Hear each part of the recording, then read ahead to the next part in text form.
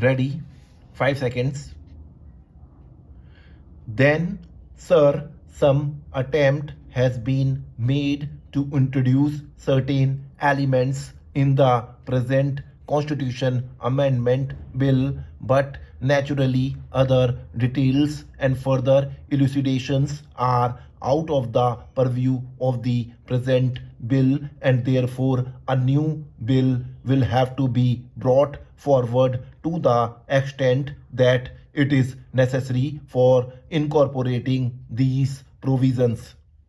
In the meanwhile, I would assure the House that government have made arrangements and will take steps for having interim advisory bodies, etc., so far as all these areas are concerned, and then immediately in the next session, or if that were not possible, in the session after the next, an attempt would be made to place before this House a bill or bills for broadly carrying out the scheme, especially the administrative scheme that I have explained to this House.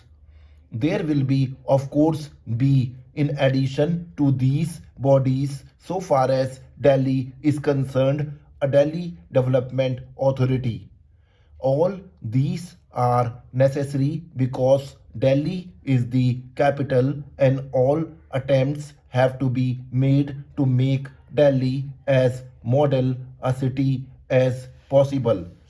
Now, the next item with which this bill deals is what is known as the safeguards for linguistic minorities.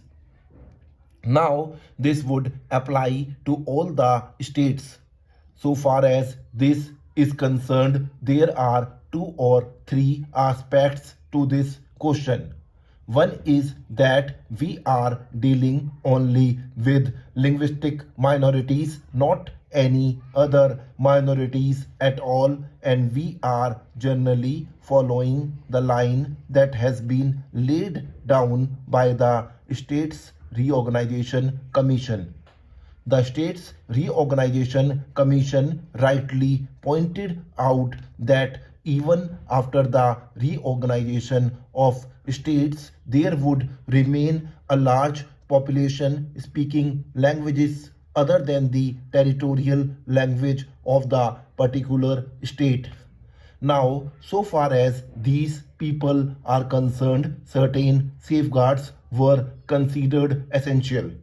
In the first place, we have to note that all the inhabitants in any part of India, state or union territory are the citizens of India.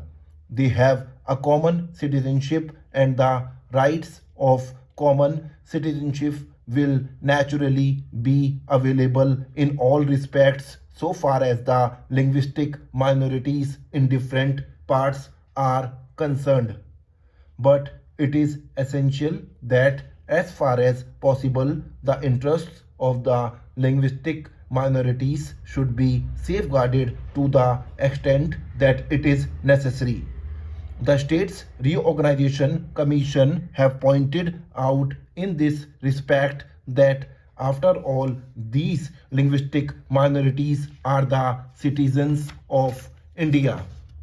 Now, sir, so far as the States Reorganization Commission was concerned, it was stated that as far as possible, there ought to be no statutory safeguards as such, except to the minimum extent, and whatever it has stated has been accepted. It was stated that in respect of the rights of the children of these linguistic minorities, there ought to be a statutory provision, and that they ought to be taught through the medium of their own mother tongue at the primary school level. Now that has been accepted, as the House will find a new provision has been made in the bill so far as the secondary education stage is concerned, and so far as the other questions are concerned. The other questions are many, as for example, to what extent there should be the language of a minority as a medium of examination in middle schools and in colleges, or whether it should also be a medium of administration in government offices.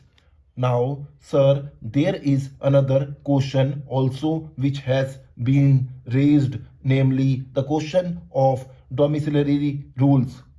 There are certain states where certain rules are made according to which it may be difficult for the non residents in that area to acquire certain rights. In some cases, very long periods have been laid down. If I mistake not, in one case 12 years residence was prescribed, and that was considered rather inequitable. As you are aware, sir, in this respect, the Constitution has stated that if, for example, there are any such rules which had the force and law at the time when the constitution was inaugurated, then they would continue to have the force of law until parliament makes a law in that respect. We are considering that aspect of the question also. Then, sir, the important question that has to be noted is that if we have a common citizenship, then the question arises whether it would be open, or it ought to be open, to the various state governments to lay down certain rules which are likely to be complained of as discriminatory provisions so far as the acquisition of property is concerned, or so far as the admission to government services is concerned. Therefore, sir, the whole subject is under consideration of the government of India, and we are anxious to evolve certain provisions. Therefore, sir, coming back to the linguistic minorities, what has been decided is this. It was suggested that the governor should have the right of finding out the solution for this and giving property rights to all citizens in this state. Then, sir, some attempt has been made to introduce certain elements in the present Constitution Amendment Bill, but naturally other details and further elucidations are out of the purview of the present bill, and therefore a new bill will have to be brought forward to the extent that it is necessary for incorporating these provisions. In the meanwhile, I would assure the House that government have made arrangements and will take steps for having interim advisory bodies, etc., so far as all these areas are concerned, and then immediately in the next session, or if that were not possible, in the session after the next, an attempt would be made to place before this House a bill or bills for broadly carrying out the scheme, especially the administrative scheme that I have explained to this House. There will, of course, be, in addition to these bodies, so far as Delhi is concerned, a Delhi Development Authority. All these are necessary. Stop.